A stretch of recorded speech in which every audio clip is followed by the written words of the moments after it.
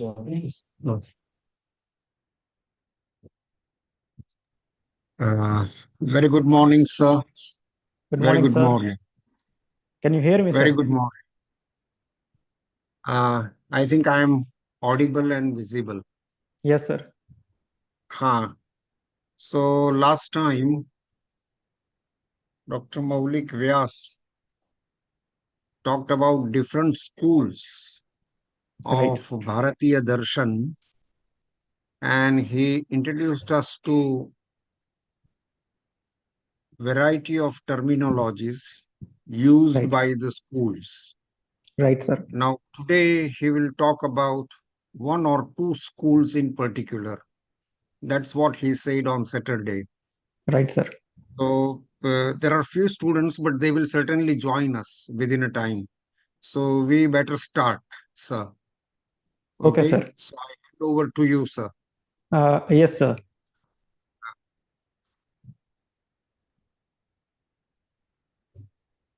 Now I share the slide.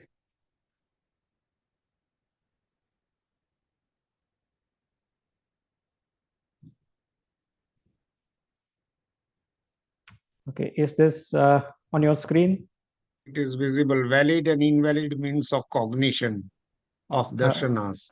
right, sir. Mhm. Now going into the full mode. Okay. All right. So as sir said rightly last time, we talked about darshanas in general, what their nature is, how they differ from the traditional understanding of philosophy. In their epistemic part, how do they differ from one another in their use of conceptual categories, terms, which are in sync with their overall metaphysical approach to life and the purpose of human life, that is self-realization or nirvana. And in the process, how do we ascertain that what we know is right or not? All right, and the basic terms. So that was our previous talk. Today, now will be more specific with regard to the Pramana Shastra, telling us about the right and wrong means of cognition. The better word would be valid and invalid means of cognition. Remember here that cognition is the primary stage before we uh, constitute knowledge. All right. So this is both. This is how we cognize the phenomenal world. This is about our primary contact, or say the first input of the data that we have. Okay. And we want to ascertain that our input is correct. It is not misled by uh, certain factors which may uh, dilute the uh, the fact of it, or which may adulterate the fact of it. All right. Now there are different schools. Last time we talked about like Sankhya, Yoga, Mimamsa, Pancharatra, Shiv, Shakti tradition. Well, today we'll be talking about their models of right perception, out of which we are going to focus on Nyaya. So we'll delimit our scope of inquiry over here, but FYI, for your information, I'll just introduce to you certain models. Okay, so these are, to begin with, Darshanik models of right cognition. First, we encounter over here the Nyaya Vaisheshik combined model by Annam Bhatt. Annam Bhatt was an epistemologist, and the text that he wrote was Tark Sangraha.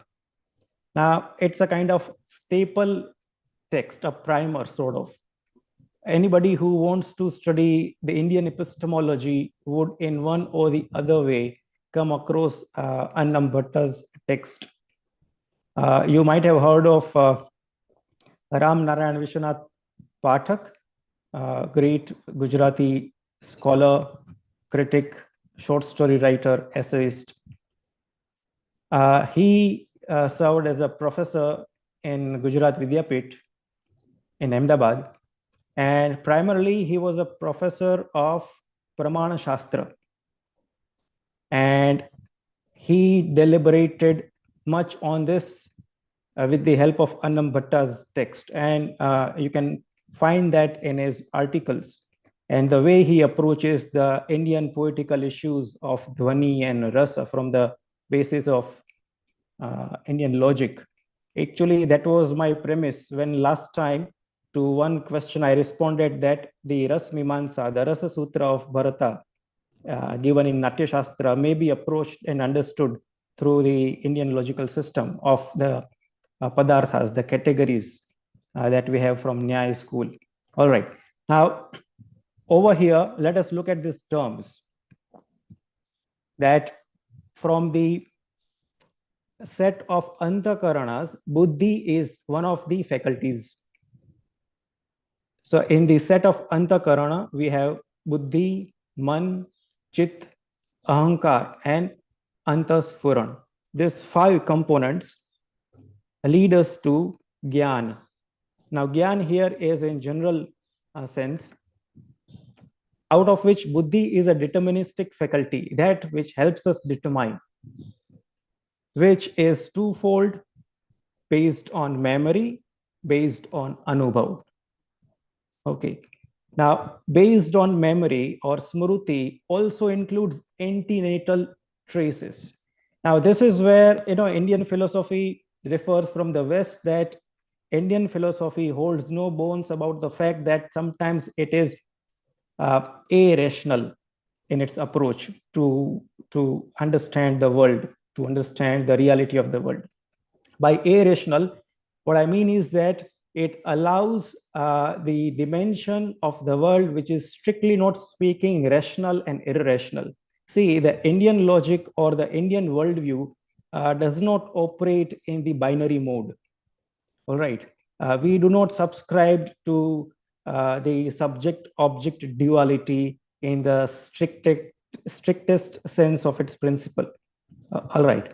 So it will allow certain factors which may not be as such perceivable in the tangible domain of human experience, but otherwise it has satta or say the validity.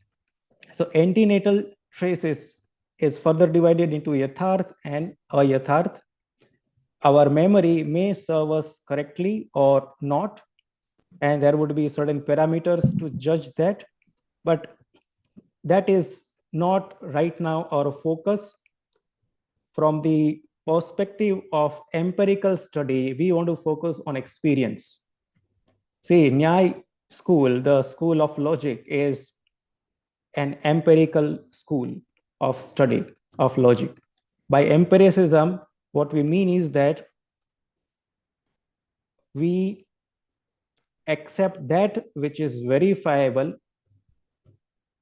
which is provable, okay, which is experiential, that is empirical. Okay, so it is not something absolutely ideational. We are not talking about a world which is simply in terms of a Platonic idea, but we are talking about the tangible world that could be verified, that could be measured, that could be experienced, felt, and understood. So this experience of human faculty would lead us to the 2 categories, the valid cognition and the invalid cognition. Now, valid cognition is where we'll have different pramanas, the foremost being pratyaksha. The second is anuman. Third is upaman. Fourth is shabda. Now, look at here, there is arthapatti and anupalapti. They won't be included in the Nyaya school because they would pertain to Vedanta and Mimamsa school of study. All right. So this will not be in the school of Nyaya and Vaisheshika. Even for your NET exam, paper one, these two terms, arthapatti and anupalabdhi, may well be there in terms of, say, a one-liner question like what it is. You may just have to translate it to its present-day meaning, but you may not be, the possibility is that you may not be asked to exemplify or or you have to cull out the principle out of sentences. All right. So we'll be, for our exam, focusing on pratyaksha, anuman. Again, upaman and shabda pramanas will not be in your exam. Okay. So our search to understand and explore Indian logic is primarily limited to pratyaksha and anuman. Okay. So this kind of makes our life easy so far as this paper is concerned. We are not concerned with this entire diagram. By the way, this diagram is it's a proprietary design. I have made these diagrams for my book when I included the Indian epistemology. So I thought to present it in visual terms. Okay. Over here, pratyaksha is understood in terms of nirvikalpa pratyaksha and savikalpa pratyaksha. Last time we have discussed, we'll talk about these terms in the next slide only. See, the first thing is that please familiarize yourself with these terms.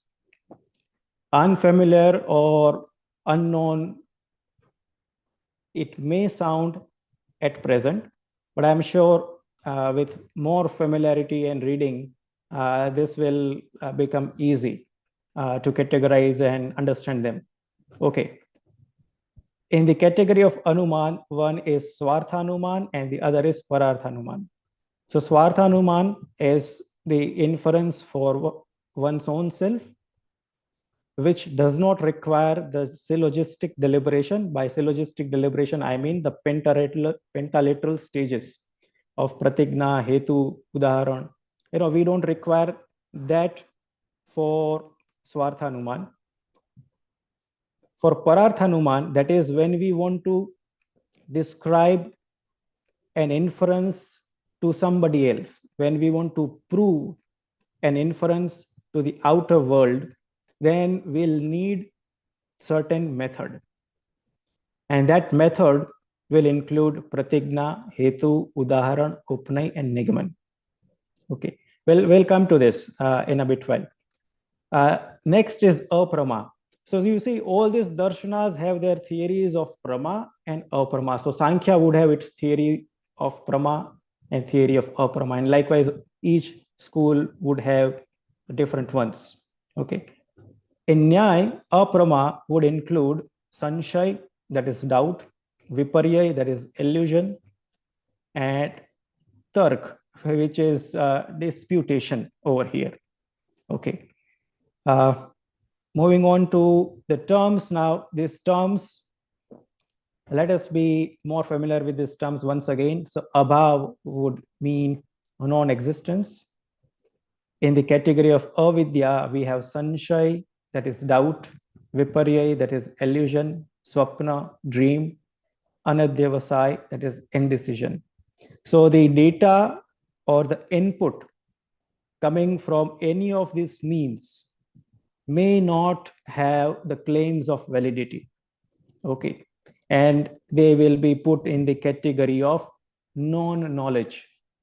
Okay. It is not that they are not useful, that they are completely discarded, but their prima facie value would not be accepted with validity. It will be further put to more rigorous inquiry and investigation. Okay. Vidya would include Indriyaj, which is sensory, Anindriyaj, non-sensory, Smriti, that is memory, Arsh, that is revealed and divine. Now, Arshvani from the textual tradition pertains to the Vedas and the Agamas. That in Indian tradition, the legitimacy and authenticity of this text have been proven in more than one ways. Like you have Vedangas, the auxiliary Vedic studies like Jyotish. By the way, Jyotish is astronomy, not astrology. So Jyotish, Nirukta is your etymology, Shiksha is your phonetics, Chandas is your prosody, grammar, that is Vyakaran. So we study Vedas first with the help of these auxiliaries. They help us process the syntactic meaning, the lexical meaning, the compositional meaning, how literary devices are put to use, where not to overdo the literary devices in the process of arth nirdharan or meaning making. So we draw the line between the connotative and denotative and try to come to the just understanding of the text. So Arsh is a category which is in textual terms the data revealed to the people with heightened consciousness, or we call them mantra drashta. And these texts are called apaurushaya. By apaurushaya, we mean that the human agency of doership is not attached to them. We do not know anything about their personal biodata. We don't know their curriculum vitae, the course of life. Okay, we have just names like Vasistha or Jamadagni or Jabali. You know, these names are just there. We don't know much about, or Angiras. We don't know much about other thing. Okay, in the non-textual tradition, that is of Guru Shishya Parampara, when the Guru is a self-realized person, that person's words are at par with Arshvani. So not anybody is Guru. You know, certainly people sometimes come to us, tell us in loose manner, you are Guru. Well, to humbly say, the government calls us professionals. We are paid for our job. And sometimes we don't even lead our life the way we preach. You know, so Acharet iti Acharya is not even now reality for so many of us. So at the best, we may be called Upadhyay, but not Guru. Guru is literally a very heavy term. It comes with a lot of responsibility. And people in that category would have the harsh authenticity in their speech. Okay. Next is a samvai, that is inherence. So by inherence, we mean between two terms, major and middle terms, there would be concomitance. For example, water is liquid. So liquidity is the inherent nature of water. However solid it may become at low temperature, still it will have the inherent nature of liquidity, okay, or the fluidity. Fine. So that what we mean by samvai. Swarthanuman, intended for the self. This inference wouldn't require syllogism. Pararthanuman, it is intended for the other. It has 5 elements. Pratigna, that is proposition. Last time we talked about the 2 components of pratigna, paksha and sadhya. So paksha would be the subject and sadhya would be the derived quality of the subject. Now hetu is reasoning, udaharan is example, upnai is application of universal thesis to the given example in the particular case of syllogism, and Nigman is conclusion. So these are 5 stages, which is why we call them pentalateral stages. So in classical Aristotelian categorical syllogism, we'll have 3 stages. Now, those who have studied categorical syllogism of Aristotle would know that there are 3 steps. This would include 5. Vyapti is necessary concomitance. It is called Prasiddhi by Vaisheshika and Pratibandha by Sankhya. So there are different terms used by different Darshana schools. But this term is very important because for Anuman, the inference must have the necessary concomitance between the cause and the effect. Okay. Now, one more thing I would to introduce here is that from the classical Western logical system, they divide logic in 2 parts: the structural logic, what they call formal logic, which pays attention to the syntactic structure, and informal logic, which pays attention to the content and which is mostly causal. Now, Indian logic is primarily informal from the viewpoint of the Western logic. Why? Because we focus more on content, we focus more on the causation, cause-effect relationship. So for that reason, again, Vyapti comes to occupy a very significant position here. This is Prashastapada's Vaisheshik Pramana model. Now, you see here that Prashastapad is giving us an exclusive Vaisheshik model where Avidya would have Sanshaya, Viparya, Swapna, and Anadyavasai, which is not in the case of Nyaya school.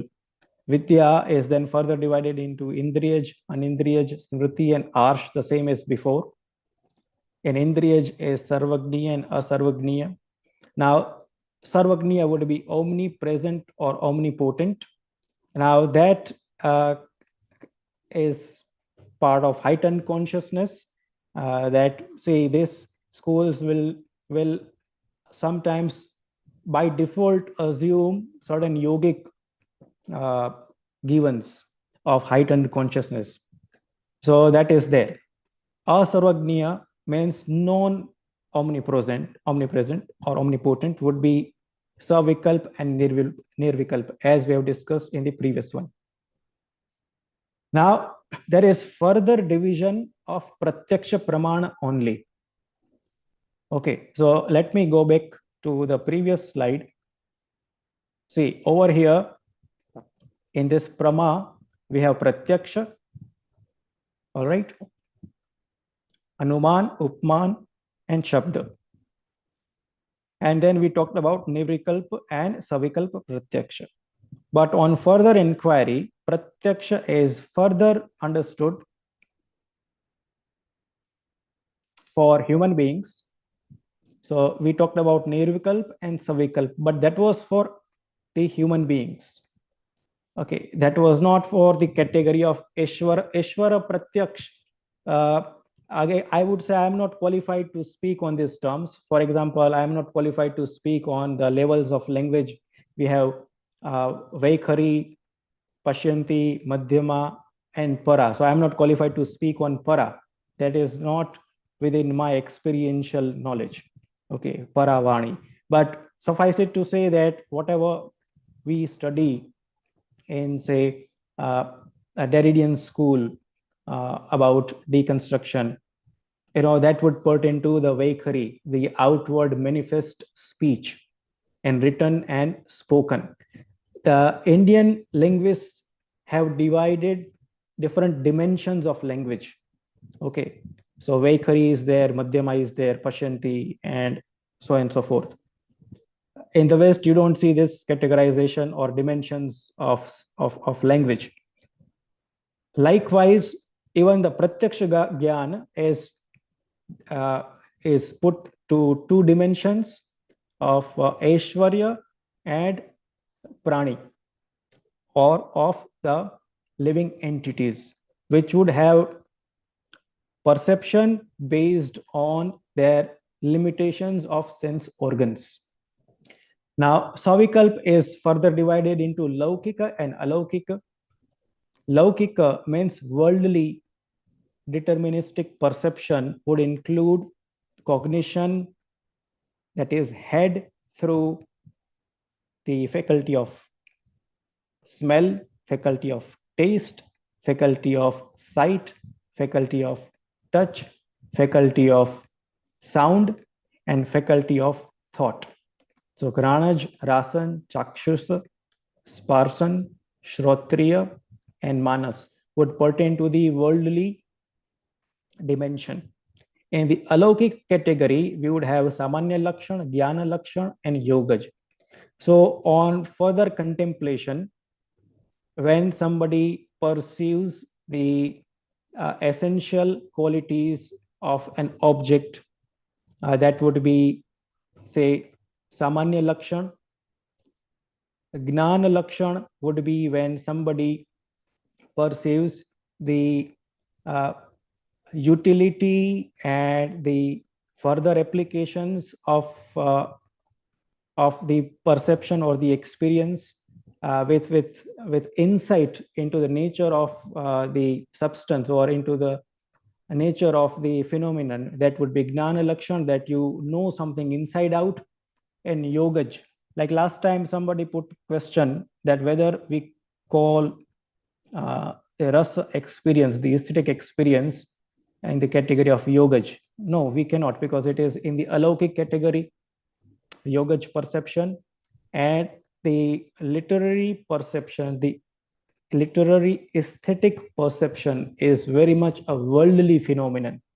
All right. It has been made loud and clear even by Rajashekar in his text Kavya Mimamsa. Even Abhinav Gupta puts it squarely in his Abhinav Bharati. All right. So that is the further classification of direct perception, that is Pratyaksha Praman. Now, for Pratyaksha experience to be reliable, there are 4 conditions that should be met. The first is Indriya Sannikarsh, that the person should have direct sensory contact. Number 1, that it has to be in front of the sense of perception. Okay. The second is Avyapadeshya, means you don't rely on hearsay or somebody else's experience. Just because somebody said, you accept it. No. There has to be the personal direct contact with the phenomenon. Third condition is that it has to be avyabhichar. Now, we need to understand the term vyabhichar in Sanskrit, which is a technical term. Even in Bharat Muni's Natya Shastra, we have vyabhichari bhava. So if we break this term into its root dhatus in Sanskrit, so vi, abhi, and chara. So variously, abhi means towards and chara means to move. So that which moves towards something variously, which means not with consistency, not with particular direction, wayward or wandering nature. That is vyabhichar. Okay. So vyabhichari bhav are then translated in English as fleeting moods in Natya Shastra. Now over here, one condition is that the perception has to be avyabhichar, means not wandering, means it has to be consistent. Your perception has to be consistent in every instance of observation. Okay, this is one of the conditions even for the clinical laboratory readings in the modern science, that if your testing gives you different results and readings every time, probably there is some problem with the method or the content. All right. So that is a vyabhichar. Then vyavasatmak, to put it in a common means parlance, it would be professional if I translate it. But what it means is technically definite and careful perception. Means that we are not being selective. Cherry picking means being selective, or there is no observer's bias in whatever we perceive. It has to be as it is. Your perception has to include things that you like or do not like. It has to be very objective in nature, leaving no iota of doubt. Okay, so for example, full moon appears fistful in size. If you look at full moon from your terrace, size of the moon is fistful, something that you can grab in your fist. Well, from the literary statement perspective, it is a pratibhasik satya. Pratibhasik means apparent truth, but it will not qualify as a true statement from the parameters of pratyaksha praman, because it will not meet the requirements of these four conditions. Okay. Now, when we encounter some problems in the direct perception, we run into problems, we run into errors. The errors of direct perception or pratyaksha pramana are called khyativad. The errors of inference or anuman are called hetvabhas. There is the abhas of hetu. There is this yeah, illusion of the reasoning. There is probability of wrong reasoning. That is why we call it hetvabhas. It pertains to anuman category. Khyativad pertains to pratyaksha pramana category. So there are these types. Well, let us have some explanation here. It deals with the nature of the object of perception and not with the nature of the subject. Khyativad is based on the assumption that misperception is not a human error simply, but it may happen due to certain peculiarity of circumstances. Okay, so that would be the circumstantial or situational reasons that may lead us to the erroneous perception. First being asat khyativad, apprehension of the non-existent. So somebody says, I have seen unicorn, that would be asat khyativad. At least right now there is no unicorn. Atma khyativad, one's mental state projected outside as a mental image. Okay, so sometimes we think of somebody so intensely, or some image, or you are watching horror movie so much, binge watching it for a couple of days, and suddenly you start seeing apparitions outside in the world. The chances are that our mental state is projected outside and creating a mental image. That would be Atma Khyativad. We are perceiving what is inside our head. Akhyativad is error due to failure to distinguish between perception and memory. So sometimes we misjudge the call of our memory, and we don't know whether it was our memory from the hearing or reading or somebody told us, or whether it was actually perceived. Okay, fourth is anyatha khyativad. The object perceived is real elsewhere, but not in front of the perceiver. For example, you walking by the road and you find somebody known to you. You go accost the person, say hello, and the moment person turns to you, find to your surprise somebody else is there. So the person who you thought he or she might be is existing somewhere, but not in front of you, is anyatha khyativad. Anirvachaniya khyativad is apprehension of the indescribable. Adhyas or arop. Shankaracharya, Adi Shankaracharya, I mean, explores much on this, the sixth khyativad in his Advait Vedant. Superimposition of attributes of something to something else. For example, in the dark, there is a rope, a piece of rope lying, and because it's dark, you think it's a snake. So you superimpose the attributes of snake onto a rope. That is called adhyas or arop. That would be false perception, direct perception that is false. So these are the errors concerning pratyaksha pramana. Now we go on further to Jaina Pramanas. I am not exploring this in details, but just FYI that there are different models of Pramanas in each school of Darshana. And remember that all these schools are very well flourished and developed. You know, they have developed for over millennia. I would say at least give or take, there is a written, documented history of 1000 years of literature with us. And chances are this darshanik disciplines are way older, but at least textually speaking, the written documents that we have with us, 1000 years give or take, they are there with us. So they are very well cultivated and developed, and there used to be a rigorous uh, inter-school debates between all of these. We have both the Pramana model. Okay.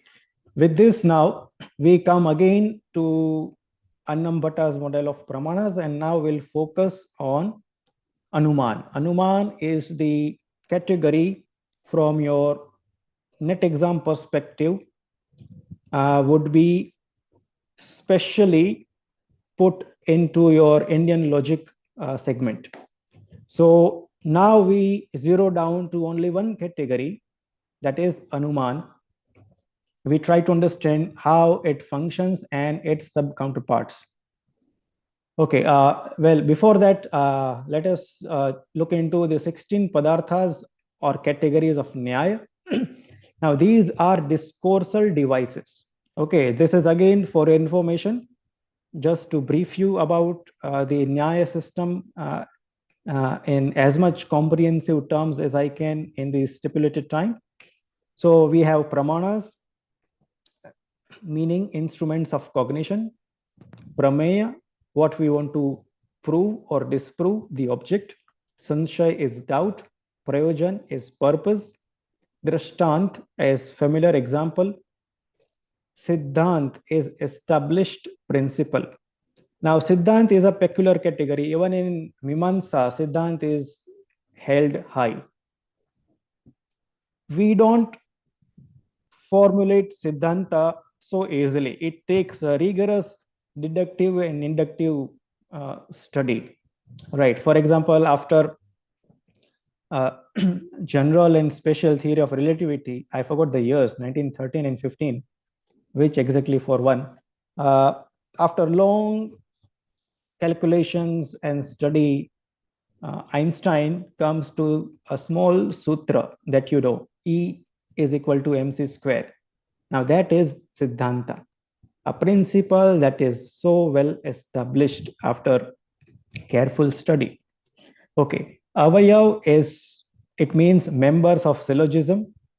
Tark is deliberation. Nirnay is conclusion. Vad is disputation. Jalp is debate. Vitand is wrangling. The abhas of Hetu, Hitvabhas, is fallacious reasoning. Chala is quibble. Jati, false objection. And Nigrahasthan, reasons for defeat. So a person who studies Nyaya is schooled into these modalities of inquiry and investigation. See, it is very scientific. We just don't so casually go on and start debating with anybody. You know, so if Nyaya debates with Bauddha tradition, or Bauddha tradition debates with Advaita Vedanta tradition, they will first set down the course of their debate, on what topic they are going to debate, how are they going to debate, what will be the terminology, the terms, do they concur, do they agree about the import, the meaning of these terms, and then they set out in a methodic style. So this is more about the discoursal system. Uh, as an addendum, a satellite point, uh, Kautilya's Arthashastra, if I'm not mistaken, 33rd chapter, talks about the discoursal devices very well. There are tools with which you can engage a fruitful debate and a talk with somebody. Okay, so debating, discussing was very much part of the Indian culture and heritage, and that too carried out to its utmost scientific rigor. Okay, out of the 16 padarthas, what concerns us right now is understanding the pramanas and hetvabhas. Now we come to Anuman. So pentalateral model of Anuman. The proposition is the mountain is fiery. Reason, hetu, because it has smoke. We give an example. Whatever has smoke is fiery. The example is a kitchen. Now we put the application of universal proposition to the major term. The mountain has smoke, which is invariably concomitant with fire. Now you bring in the universal proposition, that is the inherent concomitance between fire and smoke.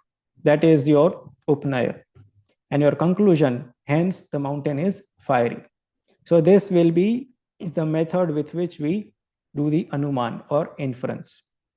This is one example.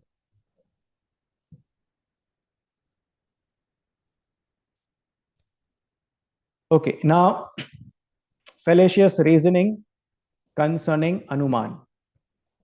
So the first is savyabhichar, or also called anekantik. In Vaisheshik system, it is called sandigdha. It's a fallacy of irregular middle. Next is viruddha, or contradictory middle.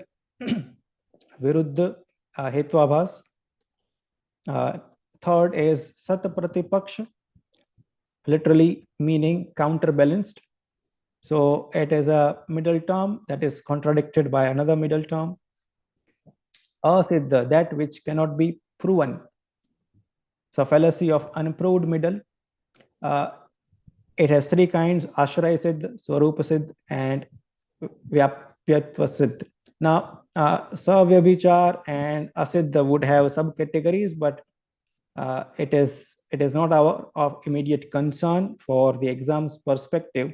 So we won't go into the nitty-gritty of it.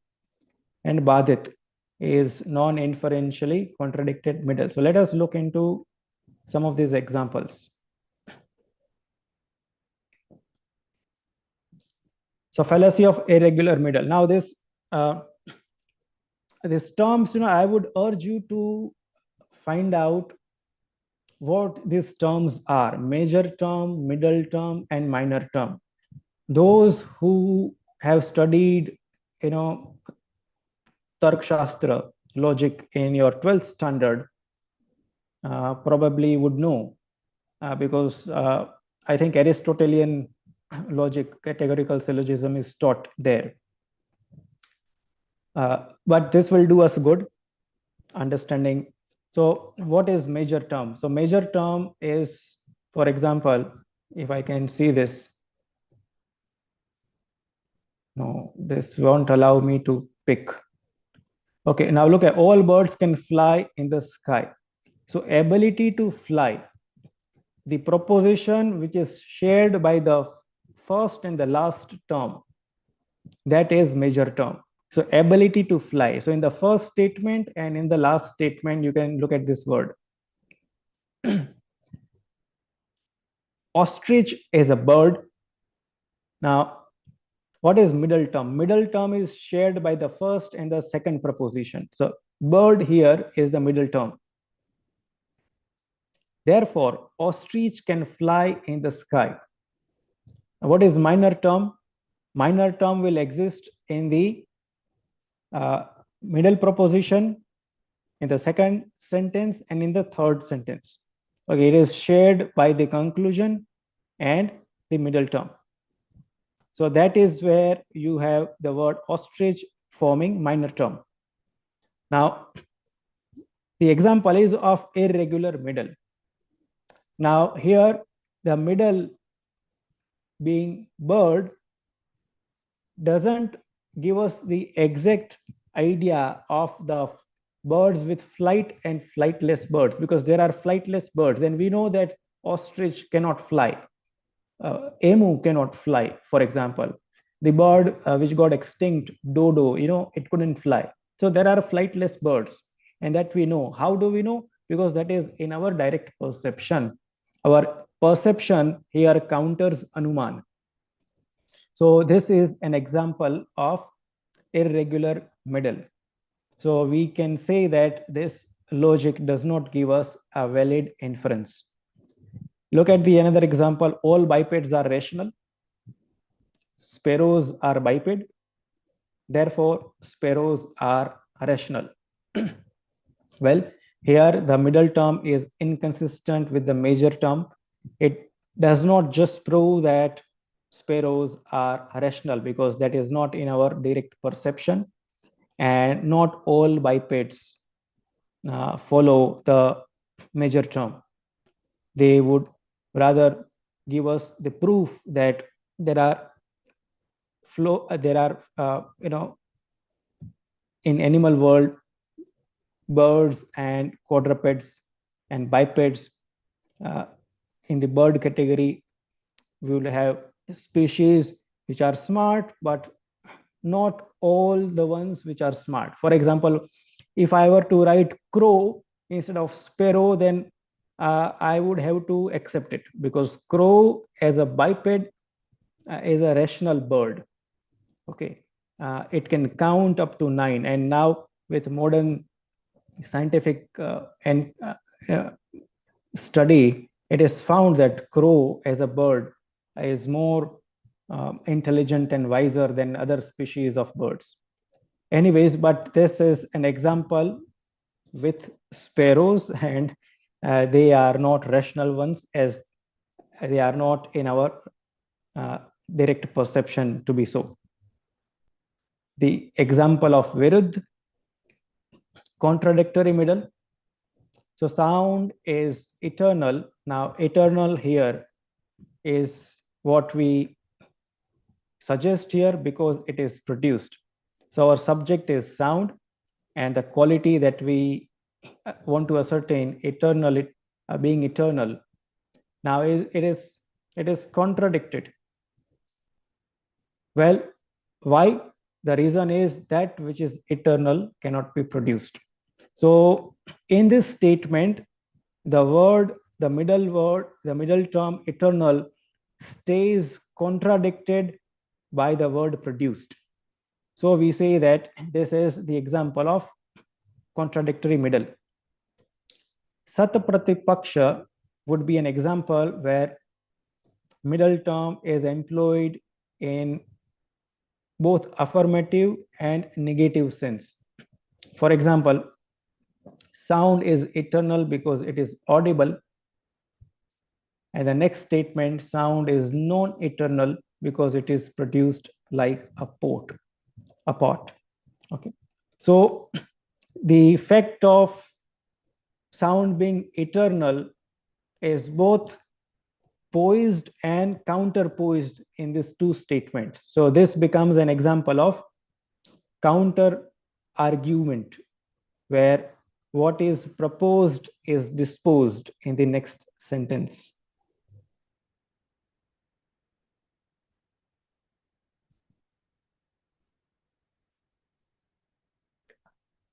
Okay, next is Asiddh. It's a fallacy of unproved middle. Example is, now these examples are one of the, all these examples are run-of-the-mill examples from whatever I could search and find from extraneous sources. I've seen that some of these examples recur in the exam, so I've not changed even the wordings of these examples. So sky lotus is fragrant because it is lotus. So the idea is that sky lotus is fragrant. Well, lotus being fragrant is in our direct perception. We know the entity of lotus, it is veridical, verifiable. But to say that, to propose that sky lotus, now the middle term does not permeate in the major term because uh, lotus doesn't grow in the sky. You know, it requires a very choppy, muddy water. So this negates the statement. It is simply impossible for a sky lotus to even exist, let alone being fragrant. So this becomes asiddh. Badit is a non-inferentially contradicted middle. Uh, to say that fire is cold because it is substance. Well, what is the proof? The proof is you touch the fire. At the moment you touch it, you realize that it is not how it is proposed. The perception counters the proposition. So the proposition remains limited by its syntactic proposition. Structurally, it may be a valid argument, but causally speaking, content-wise, it doesn't hold water. Okay, so you don't even require an inference to reach that stage. Why? Because your direct perception has been that fire emanates heat. Okay, so these are examples of Hetuabhas, and the thing is that in your exam, there would probably be sentences like this, and you would be required to identify what category and kind is it. Or sometimes maybe the term is given and we just simply have to state what it is or what it implies. Okay, so with some more study and reading into this, it wouldn't be so much a problem, I guess. Although some of you are probably exposed to this for the first time, but that's fine. There is always a beginning. A journey of 1,000 miles begins with a single step, as the Chinese saying maxim goes. So it's fine if these terms sound unfamiliar in the beginning, but gradually you will grow cozy with this.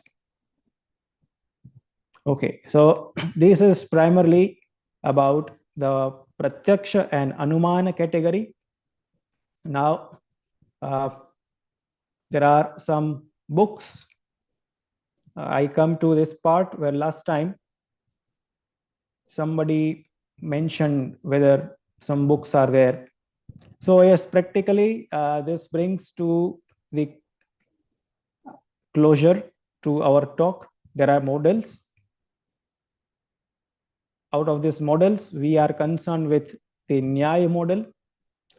Of all the pramanas, we are concerned only with Pratyaksha and Anuman. You will not have the category of Shabda. Upaman is pretty easy, that it will have object and subject of comparison.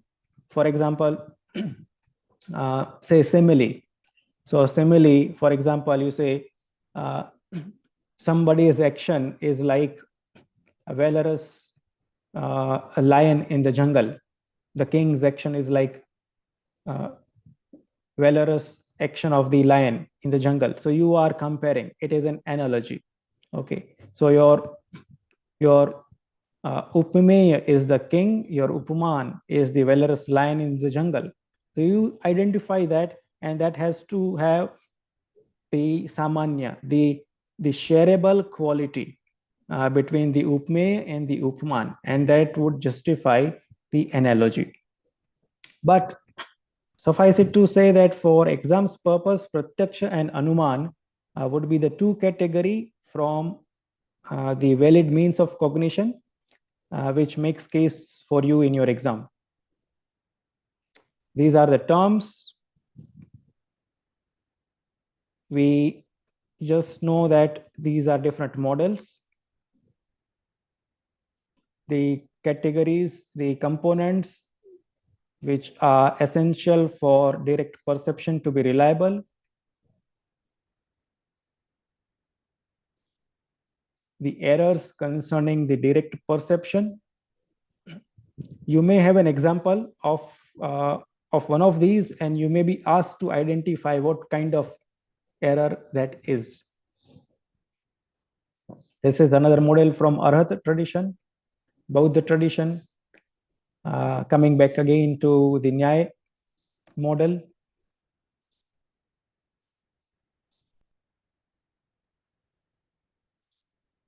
Out of 16 padarthas of Nyaya, these are discursive devices.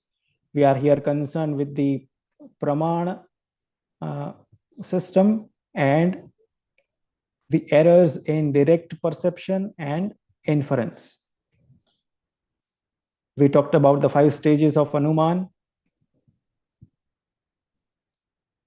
errors concerning inference, the sub varieties of Hetvabhash, Savyavichar, Viruddh, Sat Pratipaksh, Asiddh, Badit. These examples to help us have some idea.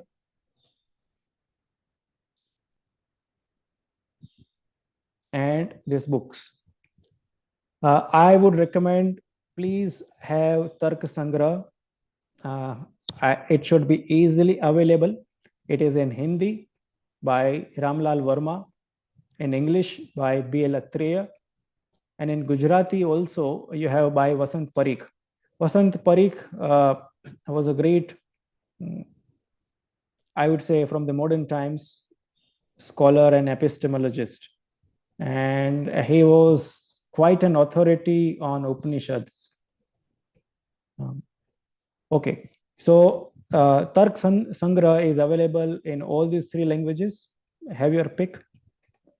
Tark Bhasha by Keshav Mishra. It is also a good book. Also available in Gujarati.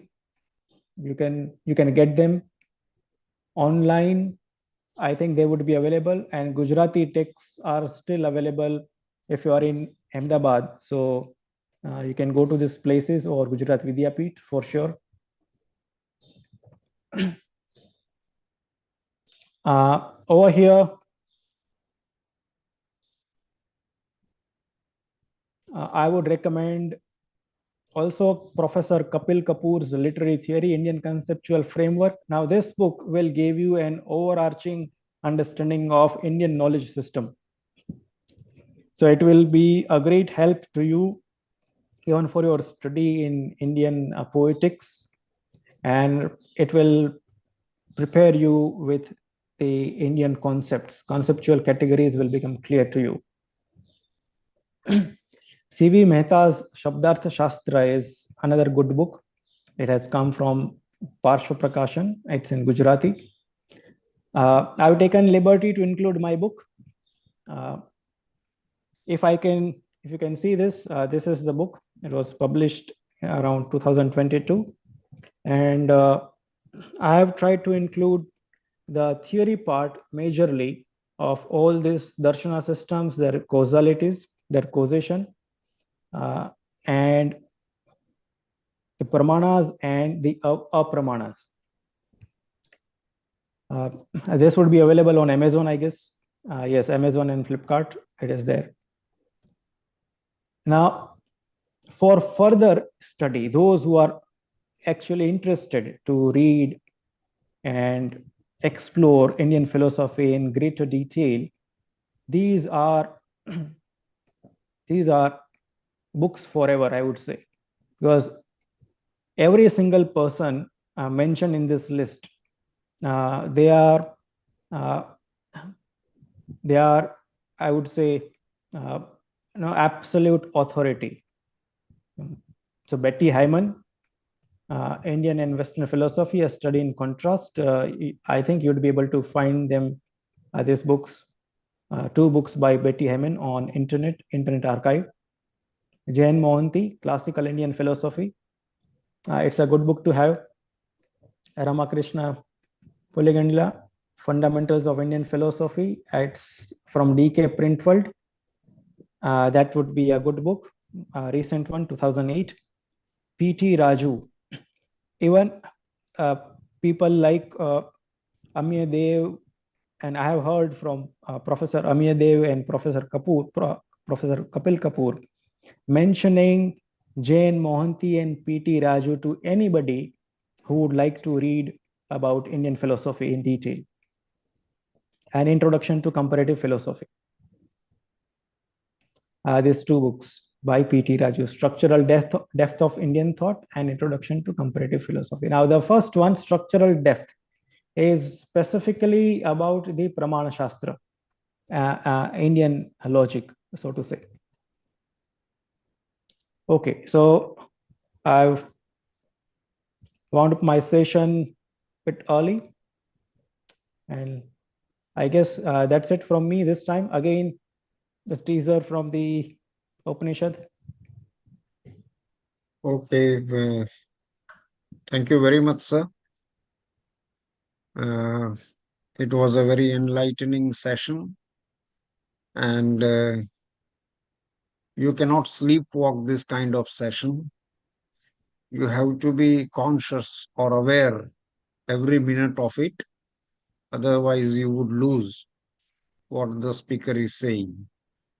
So thank you very much, sir, on behalf of the students, on behalf of the department, and my personal behalf, I thank you. And someday we may have a session in the department, an offline session rather than online session. That would be great. Yeah. Okay. So see you. We will meet again. Whether anyone has any question? Yes, please. Anyone has any question? No questions? But there is one caveat I want to draw to the students who want to initiate into this discourse of Indian knowledge system. See, the thing is, our first go-to source today is Wikipedia, all right, and ChatGPT. ChatGPT would refer to the algorithms which are readily available to its program. The point is that a lot of data and information out there about Indian philosophy, I wouldn't personally, fall hook, line, and sinker for it. It's a Shakespearean expression, fall hook, line, and sinker completely. What I mean is that many a time there are concepts translated in English which confuse us rather than clarify. So please refer to the classified data first. And even if you refer to the online resources, double check and verify whether these concepts and terms that we have are as they are, because these terms operate within frameworks of culture and civilization, and the Sanatan Darshanik culture and framework is very different from the Abrahamic and Semitic framework of lifestyle, of philosophy. So if we do the comparative study and start using terms intermittently in substitution for one another, will probably create a chaos. So that's why I suggested that you please start with Jain Mohanty or Professor Kapil Kapoor or P.T. Raju or Betty Hyman. They will essentially make us aware of the differences where these concepts essentially are unique, and we need to treat them with that uniqueness, with that difference, instead of just one-to-one correspondences. All right, so if that is our approach, we'll stay benefited and learn Western philosophy and Indian philosophy in their actual genuine spirit of the word. Oh, yes, thank you very much, sir. So we end the session here and we will meet at 2:30. So for the time being now, there is a recess. Okay, you can have your lunch and then come back. Thank you very much, sir. Thank you, sir.